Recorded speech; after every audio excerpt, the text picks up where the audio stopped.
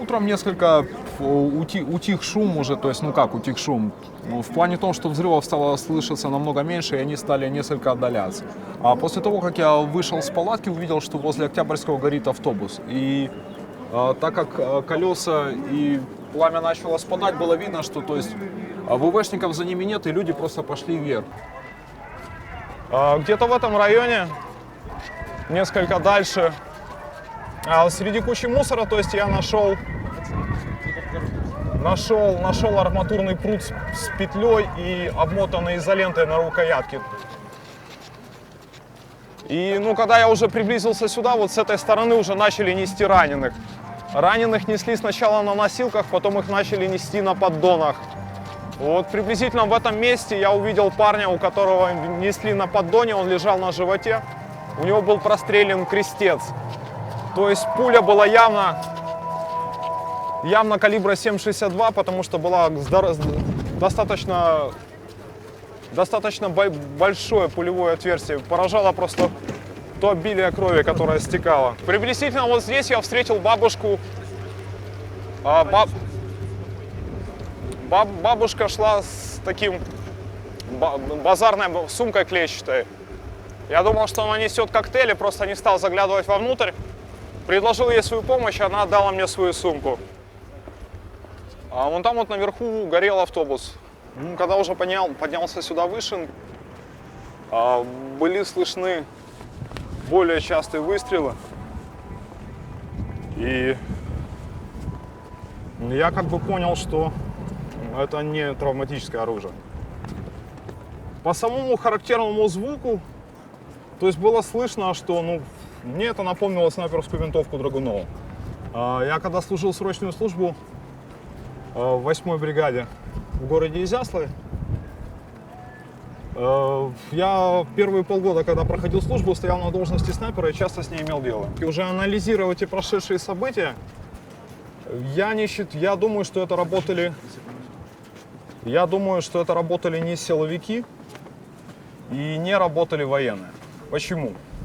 Потому что вообще сама работа снайпера, она несколько специфическая, потому что ребята как бы работают над определенными целями, там нету беспорядочных выстрелов, и они работают непосредственно, они убирают руководящих лиц, и подавляют своим огнем огневые точки, которые наиболее, скажем так, мешают. В данном же случае можно было наблюдать то, что они как играли. То есть они просто отстреливали людей, понимая, что они не смогут оказать им сопротивление.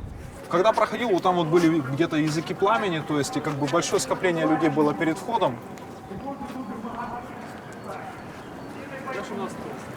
И явно, что кого-то оттуда выкуривали, потому что много людей было здесь. Здесь же уже людей, поток туда был намного меньше. То есть просто несколько парней туда бежало. И я вот только тогда, когда подбежал, здесь ребята остановились вот в конце этого забора, там где сейчас тоже забаррикадировано.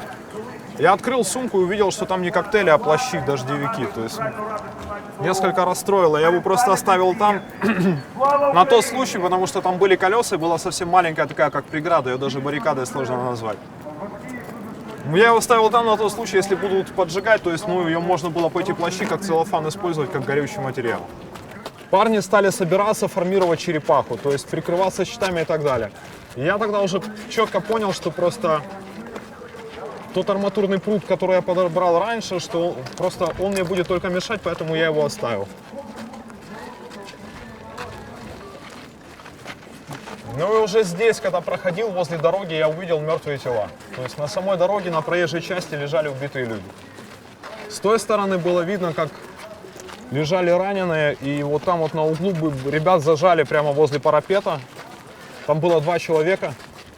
Они никак не могли выйти и пытались привлечь внимание то, что били палками именно по самой стене, вот по табличке. Здесь кусты, деревья. Мы отсюда выдвинулись с ребятами, собрались в коробку, прикрывались щитами. Было понятно, да, что В данной ситуации щит не поможет. Когда мы здесь продвинулись вот до уровня этого дерева, я увидел, как посредине дороги пытался перебежать парень. Ему прострелили ногу. Ему прострелили бедро. Он упал просто на спину, схватился за ногу, начал кричать и начал качаться. После того отсюда выдвинулось 2 человека. Подбежали к нему, их сразу застрелили. Огонь вели оттуда. Я думаю, что даже вот с того здания, потому что сначала было слышно удар пули, а потом было слышно выстрел. И он так, раскатисто шел. Другая позиция была, я так думаю, было несколько ближе, она была с той стороны. После этого, я здесь перебегал, здесь спрятался за телами. И прятался за телами здесь. Раненые лежали, больше по бровке. Здесь просто лежали люди с раскинутыми, некоторые на боку, а некоторые с раскинутыми руками просто лежали на спине. По некоторым, было уже видно, что они уже мертвы, по другим было сложно определить.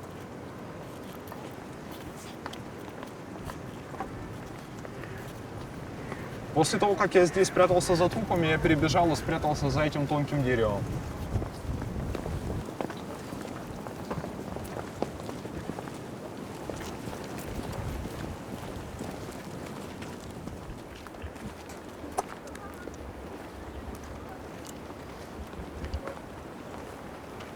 Тут, вот в этом промежутке, когда перекатывался, здесь мне прострелили щит.